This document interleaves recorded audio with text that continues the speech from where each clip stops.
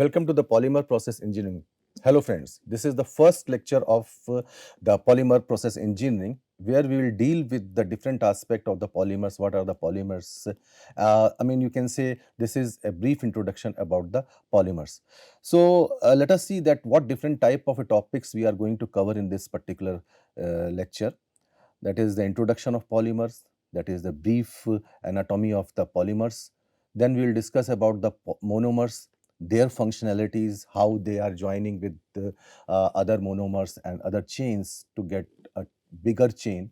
Then we will discuss about the nomenclature of the polymers. Now, polymers, they cover all aspects of our day-to-day life. So, it's necessary to have a classification of these polymers. We'll discuss about this in the section of classification of polymers. And then we'll discuss about the short history of polymerization process. Now, see, what are the polymers? In a nutshell, we can say that we cannot avoid polymers in our day-to-day life. Like when we start our day from toothbrush and we go to the bed with the cloths or linen, etc. Everywhere you will find the role of polymer in our daily affairs. It also play a very vital role in various industrial applications. It also play a very vital role in different type of aspects which are very closely related to our day-to-day affairs. So now it's a duty of me to have a brief introduction about the polymers. Now basically the polymers are macromolecules and they are caused by the joining several small molecules. They are called as monomers. Now this joining of these monomers is again a very cumbersome process and it's a very technical process. We'll discuss all these things. Now the high molecular weight substance that results from the single repeating unit is known as polymer. So if we say that we are joining one monomer, two monomer, three monomer. So if you see the different masses in that particular mass, then you will see that the mass is having a high molecular weight substance. And the large molecules with the large molecular masses make up polymers. For instance, the polyethylene is created when several ethylene molecules, they join together as a monomer and they form a long polyethylene chain. So, how we can designate this particular process? And this particular process of creation of a polymer, like example of ethylene monomer, they joined together to form the polyethylene. This process is called the polymerization. So, in a very scientific language, we can say the polymerization is the process of combining monomer to create a giant molecule. Now, based on the various physical characteristics, like you see, you will find some hard polymers, some soft polymers, some flexible polymers, all these things. So, based on their physical characteristics, high polymers, they are defined having the high degree of polymerization, where oligopolymers, they are defined as a relatively low degree of polymerization. We will discuss all these things in due course of time because see, when we see from toothbrush to the linen, there are a variety of spectrums like what we are using here in the computer, the hard polymers. So, different type of polymers, they are coming across our day-to-day life. So, therefore, different type of a polymerization process are there. Now, then when we're talking about the degree of polymerization, the question arises that what is the degree of polymerization? So, the degree of polymerization is the total number of single monomer units that are joined together to form a polymer. So, by dividing the word monomer into its two constituent parts, mono, which stands for one, and mer, which stands for part. So, it can be understood. So, monomer and then monomer, they form the polymer. So, let us have a brief discussion about the monomer. This is the smallest unit of a polymer, or you can say the building block of polymer, which is called the monomer. They are bonded together by covalent bond in repeating unit to form a complex structure that is known as polymer. Now, by this way, you can predict that there must be some specific thing should be there in monomer so that they can form a bond, maybe unsaturation, maybe some other speciality things. This gives enough opportunity to form the different type of polymers. So, to produce the lengthy chain, obviously the monomer must have at least two reactive groups at both ends. So definitely it is a very, you can say, very specialized type of a thing. Every chemical component cannot become the monomer, must have some specialized things, maybe such unsaturation, maybe the reactive groups, something like this, so that they can form a reaction and then they can build up the chain over the period of time. So when we are talking about the functionality of monomer, because one functional group should be there in the monomer to form the polymeric chain, then question arises that what is functionality? So the monomer's functionality is usually determined by the number of bonding sites it has with other molecules under the circumstances of the polymerization process, so that the reaction can take place over those functional sites. Now, therefore, say a bifunctional monomer is a monomer with the functionality of two, and it can link two other molecules under the suitable condition. We will discuss about the suitable condition in due course of time. Now, a monomer that may interact with more than two molecules during the polymerization event is said to be the polyfunctional. Now, let us take an example of vinyl monomer. Now, this is our vinyl monomer. Here you see that this is the double bond. Now, which is a reactive site? So, the double bond can be thought of as a location of two free valencies. So, one can be joined over here and other can be joined over here. So, this can be a building block. So, when we called about the polyvinyl, then again a monomer can join with this. By this way, another double bond may act as a functional site. Now, usually when we talk about the different type of polymers, then obviously there are several questions arises like what are the nomenclature of the polymers, what are the polymers, how we can classify them so that we can use those polymers in a different aspect. So, usually the polymers are classified into four groups. Now, based on the use, based on the variety of the reasons, applications, chemistry, engineering, polymers can be classified in the variety of scopes like thermoset polymers, thermoplast polymers. But here we are discussing about the chemistry aspect, that how we can classify the polymers. So, one is the homopolymer, the polymer that is created from just one kind of a monomer or one kind of structural unit. And the homopolymer, these characteristics are mainly specified by the monomer. For example, if you say that styrene or propylene, now when we form the polypropylene from the propylene, this is called the homopolymer. So, at room temperature, for example, at room temperature, polystyrenes is a rigid solid where the polybutyl acetate is a flexible and sticky. So, you see that this all depends on the nature of the monomer, how this like vinyl chloride, polyvinyl chloride. So, it all depends on the basic nature, and that is why they are clubbed under the head of a homopolymer. Now, let us talk about the another classification, that is copolymer. These copolymers are the polymers made from two or more different types of monomers.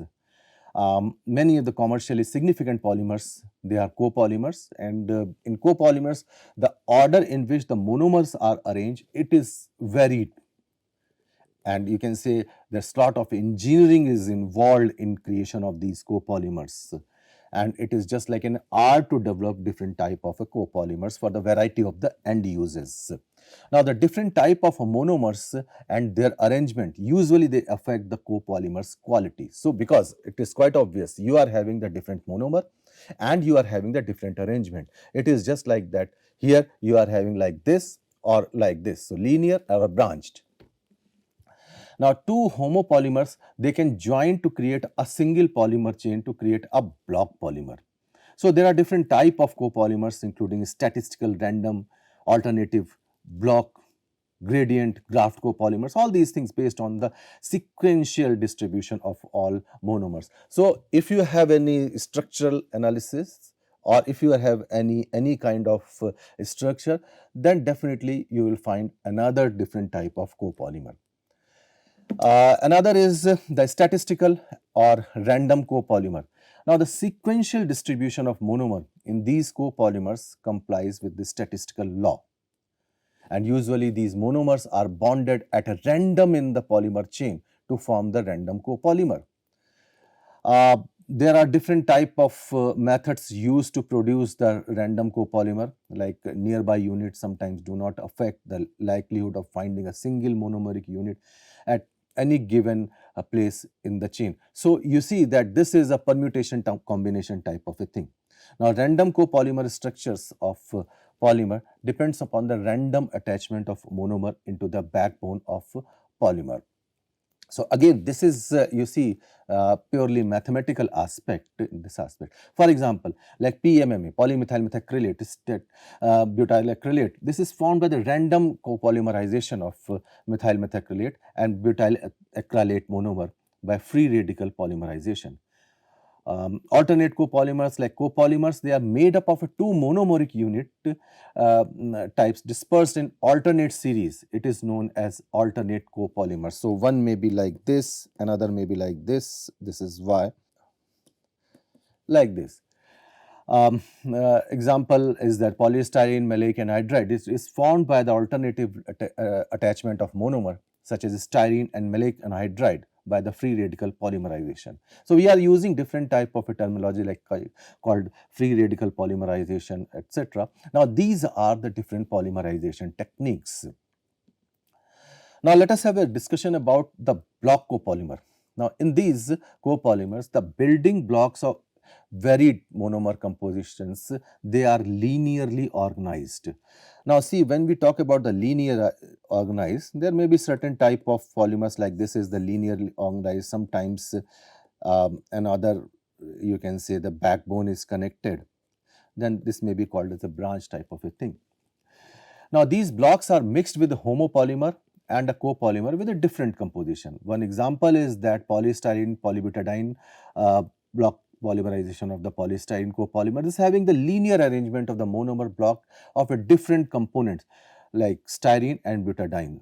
They are synthesized by the ionic polymerization method. So you see that we can join the two monomer in different aspects, and how they are joining, this determines the classification or the class of polymers. Another classification of polymer, that is based on the source. You see that when we discuss about the use of polymer, you'll find that a variety of uses are there, and these polymers are embedded in every aspect of our day-to-day life. So you see that there are certain natural polymers, there are certain synthetic polymers. Nature has given so many type of polymers. So based on the source of the polymer, that is what is the different sources of polymer, they can be classified into the synthetic or a natural. Now there are variety of natural polymers. Now these polymers are found in the plant, animal. Examples are protein, cellulose, like cotton, you are using the natural cotton. These are the natural polymers. Starch, resins, rubbers, all these are the natural polymers. There are certain semi-synthetic polymers. Now these are the cellulosic derivatives like cellulose acetate, rayon, that is very common name, and the cellulose nitrate. So these are the semi-synthetic polymers. Another is the synthetic polymers. Now synthetic polymers, they are made from a lower molecule weight derived from the natural feedstock, and you see the petroleum or the crude oil is the backbone of this particular synthetic polymer source. So man-made polymers, they include a wide range of synthetic materials, including the polyethylene, synthetic fibers, nylon 6, synthetic rubbers. All these things, they are attributed in the synthetic polymer. You see that almost 60-70% of the polymer mass chunk is attributed to the synthetic polymers.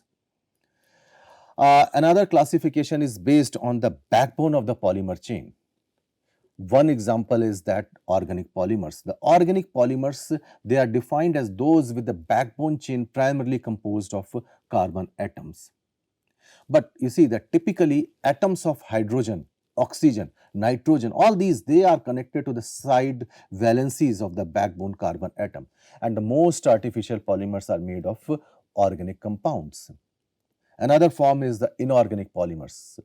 Now, inorganic polymers, They are those who typically chain black bond does not contain any kind of a carbon atom. It is quite obvious by the name. Name implies organic and inorganic. So carbon atom, the presence and absence of carbon atom plays a very vital role. So the example of inorganic polymers are silicon, rubber, glass. All these are the things. Then another classification is based on the structure of polymers. So in the previous slides, we discussed about the linear, branch, all those things. Now it's a time to have a discussion about all those things. Now the linear polymers, these polymers are made up of a lengthy chains. For example, the polyvinyl chloride and high density polyethylene. You see that here, these are the linear chains and they are performing with the secondary bonding. So primary bonding is this one and this one is the secondary bonding. So this is the linear one. Another is the branched polymers. There are certain polymers such as LDPE or low density polyethylene or high density polyethylene or linear low density polyethylene or low density polyethylene. These comprises of linear chains with some branching. Here you see that these are the typical examples of HDPE, LDPE, LLDPE. Here you see this is the HDPE. You can clearly see that these are the small spherical shapes. They are the monomers and they are clubbed together and some sort of this branching is there. These are the branched polymers. Similarly, here you see that this is LLDPE. You see these are the monomers, these spherical shapes they are, and these monomers chain, they are branched together to give a branched linear low density polyethylene. So in a more, you can say, anatomically way, this is the way here they can form the branched polymers. Another, this is again very important polymers, these are the cross-linked polymers. They typically consist of strong covalent connections between the several linear polymer chains. Here you see that there may be certain weak covalent bonds may form among these chains, but here in the cross-link you see that these are the strong covalent bonds. So they form the network and sometimes they are referred as a network polymers. So the basic backbone of these cross-linked polymers are the strong covalent bond and presence of a linear polymer chain. Now these chains and the best example is the vulcanized rubber, urea formaldehyde. You see that all different kind of switches, electrical switches which you are using in your office or the domestic purpose, they are form of the urea formaldehyde resins. And other linear polymers, they are made from tri-functional monomers. So the most circumstances, these cross-linked polymers are either solid and they do not melt, soft or dissolve. So you see the disposal of these polymers is again a very burning issue. Another stream of classification is based on the mode of polymerization, and this is more engineered classification. This can be classified based on the polymerization mode into two different subgroups: addition polymerization and condensation polymerization. Now, let us talk about the addition polymerization first.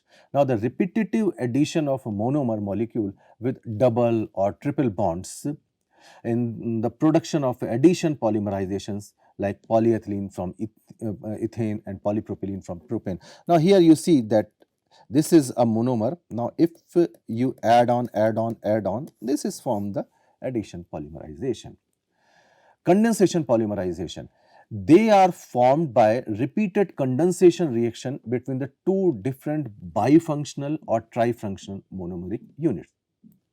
Now, in these polymerization reaction, the elimination of small molecules, maybe water, maybe alcohol, maybe HCl, these take place. So that the bonding can be created in between these monomers. So example is terylene, or sometimes it is referred as a decaron, nylon 6, nylon 6,6, etc. This is the example is that nylon 6,6 is formed by the condensation of hexamethylene diamine with adipic acid. So water can be eliminated from this. Another example of classification is based on the molecular forces. So the mechanical properties of the polymers, they are governed by intermolecular forces. Van der Waals forces and hydrogen bonds, they are present in the polymers. Now these forces also bind the polymer chains so that the interaction among the either chain or monomer can be intact. Now under this category, the polymers, they are classified into different groups, that is based on the magnitude of intermolecular forces present in them. Typically, they are clubbed as elastomers, it's a very common name, fibers, liquid resins, and the plastics. Let us take the example of elastomers. Now, these are the rubbers. Rubber, obviously, we have discussed that it can be found in two ways. One is the natural rubber and second one is the synthetic rubber. So, these are the elastomers, are the rubbers. They are like solid with elastic properties. Now, in these elastomers, the polymers, the polymer chain, they are held together by the weakest intermolecular forces. Now, you see, when we talk about the linking of the monomer or the chain, then there must be some molecular forces like this. These forces may be strong like this or some may be weak. So, this all depends on the chain structure. So, these in elastomers, they are joined together by the weak intermolecular forces, and these weak binding forces, they permit the polymer to be stretched. Like here, you see that this is stretched. A few cross-linked, they are introduced in between the chain, which help the polymer to retract to its original position after the force is released, as in the vulcanized rubber. Now, the thing is that these forces can be triggered by various factors, maybe mechanical force, maybe thermal force, or maybe the chemical force.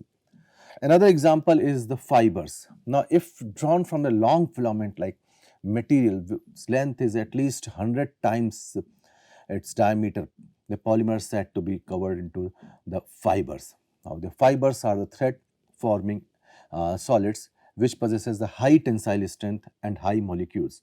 Now, these characteristics can be attributed to the strong intermolecular forces like hydrogen bonding, and these strong forces also lead to close packing of chains and thus impart the crystalline structure or the crystalline nature. Example is terylene, nylon 66, all those things. And you see that it's a very common thing, all the clothings, etc. They are attributed to these man-made or synthetic fibers. Let's talk about the liquid resins. The polymers used as adhesive, potting compound, sealants, etc., the liquid form, and they are clubbed under the liquid resins. So, when you flow the liquid to the atmosphere, they may form, they may get polymerized by either atmospheric oxygen or air or atmospheric moisture. So, the best example in this category is epoxy adhesive or polysulfide sealants. Now, plastics, it's a very common thing. Now, a polymer can be shaped into the hard and tough utility items by the application of heat and pressure. Now, it is used as a plastic. Somebody may say that this plasticity is the behavior, and in the polymers we are utilizing this particular behavior. The typical example are polystyrene, PVC, polymethyl methacrylate. Now, when we talk about these plastics, again they can be sub-classified into two ways. One is the thermoplastic and second one is the thermosets. Let's have a brief outlook about the thermoplastic polymers. Some polymers, they used to get or they used to acquire the soft character upon heating. This can be converted into the thermoplastic classification, and they can regain their original shape upon cooling. Now, this process of heating or reshaping and retaining the same, this can be repeated several times, and such polymers that can be softened on the heating or stiffened on the cooling, they are termed as thermoplastic. Now, it's a beautiful property because when the any kind of commodity plastic, it completes its life cycle, then by utilizing this particular property, it can form, you can melt these thermoplastic polymers to shape another one utility item. So this is a very essential and a very beautiful property of these thermoplastic polymers. Now, these thermoplastic polymers, they are linear or slightly branched long chain molecule. They are capable of repeatedly softening and heating and hardening on cooling, subjected to the breakage of their bonds. Polyethylene, PVC, nylon, all these sealing wax, they are a best example of thermoplastic polymers. Let's talk about the thermosetting polymers. Some polymers, they undergo some chemical changes upon heating and convert themselves into infusible mass. They are like yolk of egg, which on heating sets into the mass, and one set cannot be reshaped, or you cannot revert to its original condition. Now, these polymers that become the insoluble mass on the heating, they are called the thermosetting polymers. Its mechanical strength is on the higher side. This is a beautiful property. Now, these polymers are cross-linked. We discussed about this cross-linking behavior in a couple of slides before. Now, and they are heavily branched molecules which on heating undergo the extensive cross-linking modes and again become infusible. Some of the examples like bakelite, urea formaldehyde. Now, the advantage or disadvantage of these polymers are they are once configured into any shape, they cannot be reconfigured. So that is an important thing, and by this way, the recycling of these polymer is the biggest challenge. Now, let's talk about a short history of the polymerization process. Now, the reason is that because there is a process, a set process covered, triggered by various kind of aspects, like maybe initiator, maybe application of the temperature, maybe application of the pressure, and this triggers the polymerization process because the joining of different molecules is an art. So, in early 1830s, several scientists, they created a semi-synthetic cellulose derivatives like celluloid and cellulosic acetate. Now, natural polymers, they are generated by our mother nature, and they were processed in 19th century to make valuable products like cellulose, starch, natural rubbers, etc. Then later in 1840, there several scientists they discovered that on the addition of sulfur to the raw material, raw natural rubber, it helps to prevent the material from becoming sticky, and that gives an idea about the synthetic rubber. Now, Charles Goodyear, who born in the New Haven, Connecticut in December 29, 1800, he invented the vulcanization cycle in 1839. Now, in 1830s, he discovered that sulfur vulcanization of a natural rubber by accident, and in 1844 received the US patent for this particular work. The process of vulcanization of the rubber makes it heat resistant without a change in the flexibility, and it is the first successful and commercialized product in the polymer science. Now, you see that this is the backbone of your tires. Now, you see that from cycle tire to the aircraft tires, you see what importance of this particular process is. Now, by treating the cellulose with the nitric acid in 1847, they created the cellulosic nitrate, which was utilized in 1860 to make the celluloid a synthetic thermoplastic. And sometimes go back to the history, celluloid films, they were very much popular.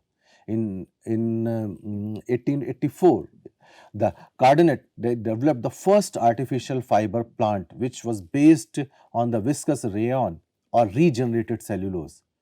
Then Thomas Graham, they proposed in 1861 that the colloids and aggregated form of tiny molecules such as cellulose and other polymers, they were held together by unidentified intermolecular interaction. Then Hermann, this was a German organic chemist who demonstrated the presence of polymers. He characterized the macromolecules although these the macromolecules, they are the another term of polymers, and he received the Nobel Prize in 1953 for this particular work. He is also known as for his discovery of Stirling reaction and the ketenes, and Staudinger considers the macromolecules as a pure aggregates of a smaller molecule that were closely connected. And the next year, the polypropylene joined the list of commercially available polymers, and right after polyethylene, polystyrene, and polyvinyl chloride. Further, Staudinger, he proposed the polymers are composed of a long chains of atom together with the covalent bond. So, this is the basic chemistry. Staudinger, this gave the first empirical description of a macromolecule in the beginning of the 20th century, and the new technique were developed at the same time to evaluate particular material with the special properties. Now, the Leo Baekeland, they created the bakelite, the thermosetting material used in electric and home appliances. Everywhere you will find this bakelite is there, the cross-linked polymer, where you need, you can say, the barrier between the heat and your hands. This you will see that there's some thermoset polymer. So, in 1907, by the polymerization of phenol and formaldehyde, they created the phenol formaldehyde resin. DuPont in 1930, they produced a new variety of polymers such as synthetic rubber, nylon and Teflon. A very interesting story about the nylon. It was invented in New York and London simultaneously. That's why it is named given by nylon. In 1930, the research group developed the models for the distribution of chain length in the batch reactor from different polymer chemistries, and which was further in 1940s refined to more complex and systematic model, which are still used today. The emergence when we discover the nylon and the polyethylene, they began in 1940 with the development of a novel synthetic polymer, because everybody was engaged in developing the novel materials. Now, this includes the synthetic rubber, synthetic fiber from the limited natural resources. So, Herman Mock, they found a polymer research center at Brooklyn Polytechnic in US in 1946, which sets the standards for disciplines, pedagogy and curriculum. American Chemical Society, the premier in the chemical research, their polymer division, the poly division, this was established in 1950 and since expanded to become the association of the second largest division with 8,000 members. Professor Danbeck, the founder of Brotherton Chemical Works in Wakefield, he was born in Luton in 30th May 1911. Now, Danbeck was among the first to apply the principle of chemical reaction engineering to the polymer reaction engineering at the same time, because some reaction engineering need to be addressed the problem so that we can develop more and more different polymers for utility application. Now, this was taking into account the polymerization reaction to both the chemical and process level. These processes were graded as a homocontinuous and heterocontinuous on the basis of degree of mixing. Similarly, Ziegler was a German chemist who, together with the Nata, both of them, they received the Nobel Prize in the chemistry in 1963 in the polymer research by the Ziegler-Nata process. So, the single polymer crystals, they were discovered, and stereospecific propylene and ethylene polymerization methods. This was developed in 1950 and thanks to the Ziegler-Natta catalyst based on the transition metal. Now, the development of polycarbonates from the polymerization of phosgene and bisphenol A. Now, the groundbreaking research on organometallic compound, this was triggered and honored by the Nobel Committee because it has triggered the unique polymerization reaction and led to the development of the cutting edge, highly effective industrial process. Now, Nata, he was an Italian chemist and a Nobel Prize recipient. He shared this Nobel Prize with Ziegler, and they worked and they formed a Ziegler-Natta catalyst, Ziegler-Natta reaction streams, all, and a lot of things they have developed. Now, they began the studying of polymerization of olefins and kinetics of subsequent parallel reactions in 1938. Now, discovering the novel polymer groups, they are having sterically ordered structure such as atactic polymers, isotactic and linear non-branched olefinic polymers. So in the laboratory of Montcatini, isotactic polypropylene manufactured first on industrial scale in 1957, and the product successfully marked as a plastic fiber. So by employing the inert solvent as a heat sink and flashing the monomer after condensation outside the reactor, the heat of polymerization problem was resolved, because sometimes it creates a problem during the polymerization process. So the production of a polypropylene oxide and polycarbonates occurred simultaneously. In 70s, liquid crystalline polymers led to the development of aramid, Kevlar, polyethylene, the super strong fiber, and this is the backbone of bulletproof jackets. This was originally created by the DuPont liquid crystalline polymer with 40% glass fiber filler. This several uses in the electronic packing, housing, and solar cell applications. So in this particular lecture, we discussed about the different aspects of polymers.